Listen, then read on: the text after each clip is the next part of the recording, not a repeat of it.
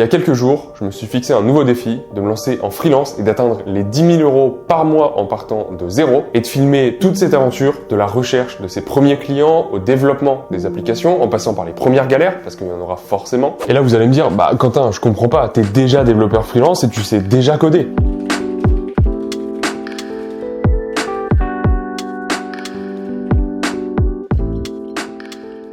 Mais en fait, pas du tout. Aujourd'hui, je ne suis absolument pas développeur iOS freelance. Alors là, vous allez me dire, comment ça, tu nous as menti pendant des centaines de vidéos? Attendez un peu, je vous explique. Alors, il y en a peut-être parmi vous qui le savent déjà, mais moi j'ai fait des études d'ingénieur, donc je suis spécialisé dans le développement de logiciels. Ensuite, j'ai fait mon stage de fin d'études en tant que développeur iOS dans une entreprise. Sauf que ma chaîne YouTube, pour ceux qui étaient là depuis le début, vous savez très bien que je l'ai commencé pendant mes études. Et du coup, à la fin de mon stage, quand j'ai obtenu mon diplôme, je me suis lancé à plein temps sur YouTube, dans la création de vidéos, dans la création de formations. Et depuis, j'ai plus jamais bossé ni pour un patron, ni pour un client, en tout cas en tant que développeur iOS.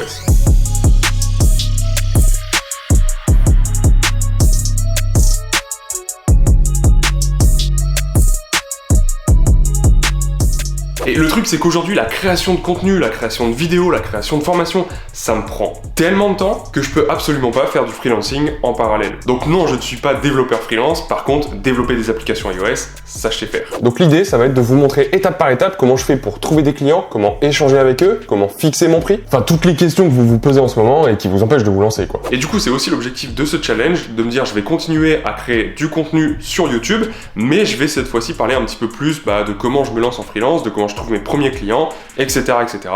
Et comme ça, je vais pouvoir combiner les deux en même temps. Et comme la recherche de clients et le fait de créer et de mettre à jour son profil et ses dispos sur toutes les plateformes en même temps, ça peut être hyper chronophage. Dans ce premier challenge, je vais vous parler du sponsor de cette vidéo qui s'appelle Pilot.io et qui vous permet de mettre à jour votre profil et vos dispos sur toutes les plateformes en même temps. Je vous en parle plus en détail juste après.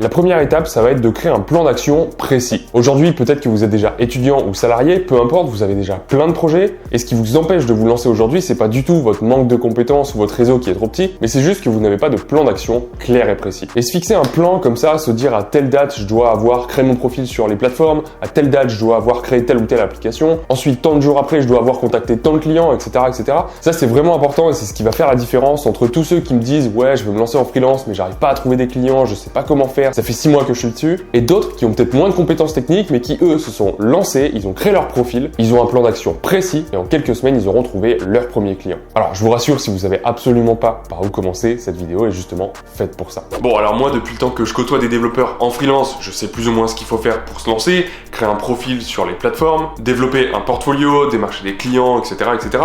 Mais juste pour s'amuser un petit peu, on va demander à ChatGPT ce qu'il me conseillerait à moi, développeur iOS avec certaines compétences, pour justement trouver ses premiers clients en freelance et se démarquer des autres.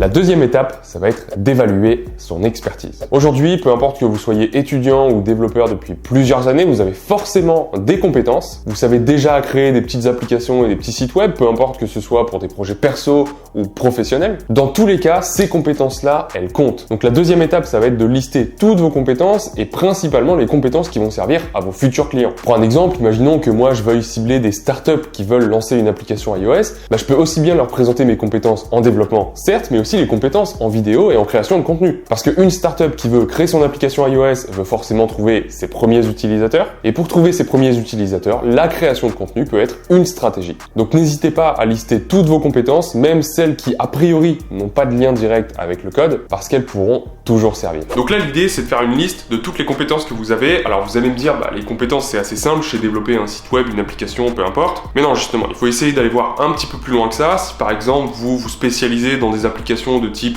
jeu, ça il faut le préciser. Si vous avez un petit peu de connaissances en intelligence artificielle, en machine learning, en traitement des données, tout ça aussi c'est le genre de compétences qui est hyper utile et il faut absolument les préciser sur le profil. Après ça, effectivement, ça reste des compétences techniques, mais il faut aussi voir plus loin que ça et lister également ce qu'on appelle les soft skills. Les soft skills, c'est tout ce qui est compétences non techniques, on va dire. Donc par exemple, savoir bien communiquer avec le client, savoir bien comprendre ses besoins, mais aussi réussir à proposer des nouvelles idées, parce qu'en tant que freelance, vous êtes aussi là pour donner votre expertise, pour donner des conseils. Et Et donc c'est pour ça que c'est hyper important de prendre du temps pendant cette étape de lister toutes vos compétences, aussi bien techniques que soft.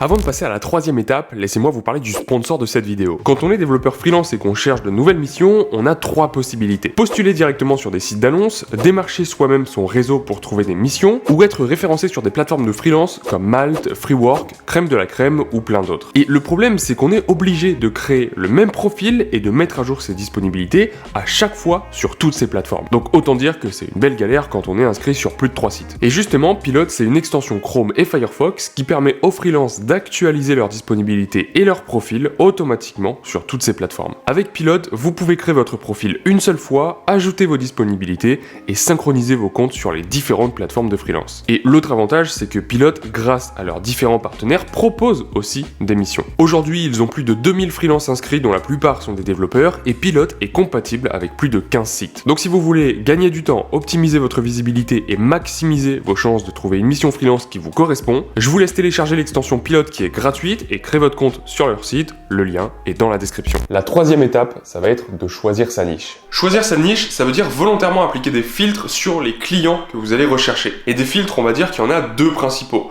Le premier, c'est sur la taille de l'entreprise. Est-ce que vous ciblez surtout des startups, des scale-up ou des grands groupes? Et le deuxième filtre, ça va être par rapport au domaine de l'entreprise. Est-ce que la boîte fait des logiciels de comptabilité pour les professionnels? Est-ce qu'elle fait des applications de productivité? Ou encore, est-ce qu'elle est, je sais pas moi, dans la médecine? Et en appliquant ces deux filtres, vous allez certes vous fermer beaucoup de portes, mais vous allez aussi vous positionner. Et en vous positionnant par exemple comme un expert dans les applications de productivité pour les startups, demain une startup qui va vouloir justement développer une application iOS de productivité, elle va venir vers vous plutôt que vers un développeur mobile généraliste. C'est la fameuse question du est-ce que demain si j'ai une rage de dents, je vais chez le médecin généraliste ou chez le dentiste? La question elle est vite répondue. Si on schématise, on peut mettre quasiment toutes les boîtes dans trois catégories. Premièrement, les startups. Donc ça c'est les petites boîtes qui ont encore un business model florissant.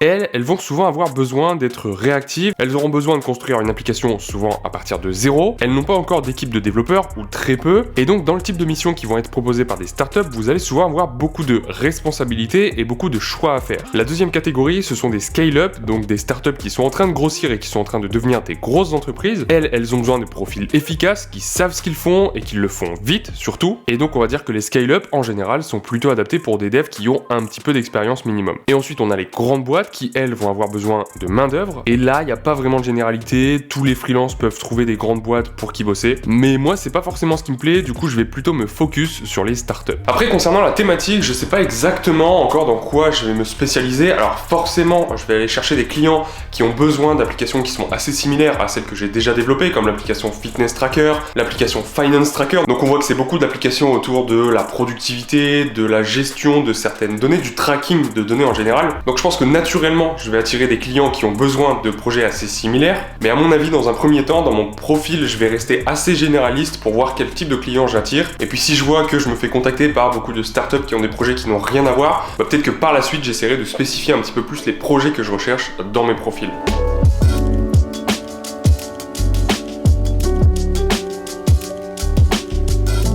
Quatrième étape maintenant, créer son profil sur les plateformes. Donc maintenant l'objectif ça va être de créer un profil sur un maximum de plateformes qui référencent des freelances. Alors il y a des plateformes qui référencent des freelances et ensuite c'est aux clients de venir chercher les freelances sur les plateformes un petit peu comme sur un moteur de recherche. Mais il y a aussi des plateformes comme Talent.io et Crème de la Crème sur lesquelles on s'inscrit, on rentre notre profil, nos compétences, etc. etc.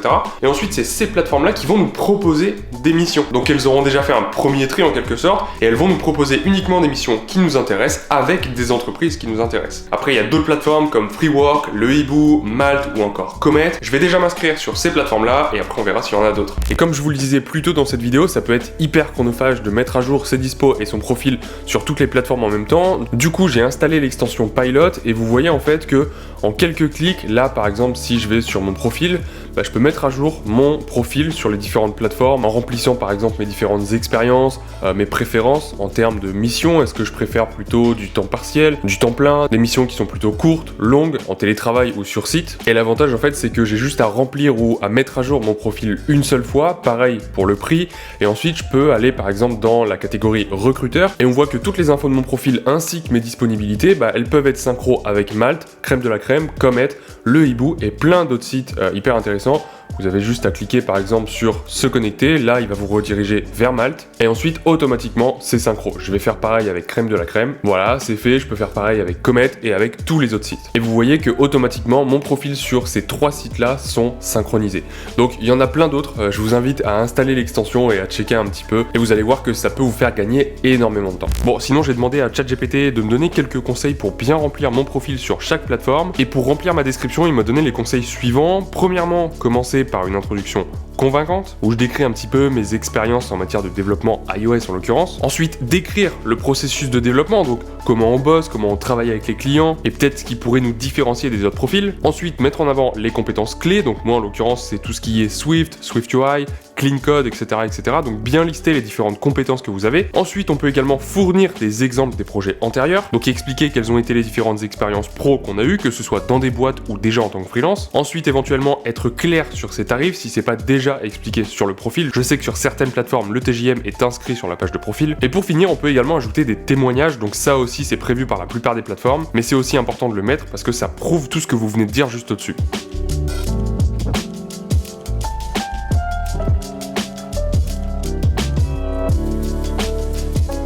Cinquième étape, définir son prix. Alors pour définir son prix, ça c'est la grande question. Moi ce que je conseille, et c'est ce que j'ai expliqué dans la vidéo FAQ que vous pouvez retrouver juste ici, c'est tout simplement d'aller sur un site qui référencie différents profils de freelance. Vous faites une recherche pour trouver les mêmes types de profils que vous, donc par exemple des développeurs iOS entre 0 et 2 ans d'expérience, et vous regardez un petit peu quels sont les prix qui sont pratiqués. Et ensuite, en fonction de votre expérience, vous pouvez essayer de vous positionner dans ces fourchettes de prix, et pourquoi pas mettre un prix un petit peu plus bas si vous voulez rapidement trouver vos premiers clients et avoir des premiers avis. Donc moi c'est plus ou moins ce que je vais faire, parce que l'objectif c'est d'avoir des avis le plus vite possible sur ces plateformes-là. Donc je vais mettre un TJM, c'est-à-dire le prix auquel je suis payé à la journée de 350 €, ce qui est clairement moins que ce que je gagne avec mon business, mais bon, tant pis, l'objectif c'est de trouver des premiers clients assez rapidement et d'obtenir des premiers avis. Après, ce qui peut être intéressant aussi avec Pilote, c'est que l'extension vous propose elle-même des missions, même si je me suis pas par exemple connecté à Cherrypick ou à Freework. Là, je peux voir un petit peu différentes missions qui pourraient éventuellement m'intéresser. Alors après, je peux filtrer par rapport au TJM ou à différents filtres, comme par exemple du temps plein, du temps partiel, plus ou moins de 6 mois, etc., etc. Mais en tout cas, ça peut être intéressant parce que vous avez des propositions de missions qui sont toutes réunies en un seul et même endroit, et encore une fois, ça peut faire gagner pas mal de temps.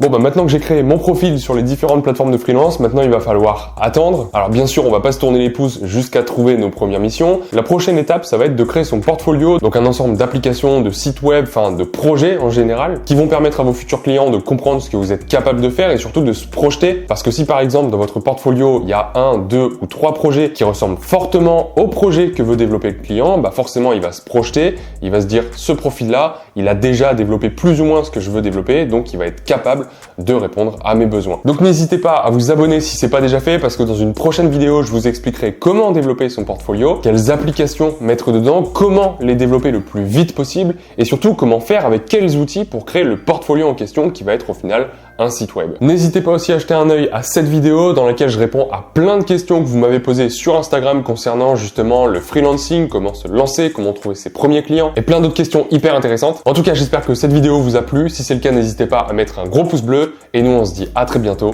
pour une prochaine vidéo.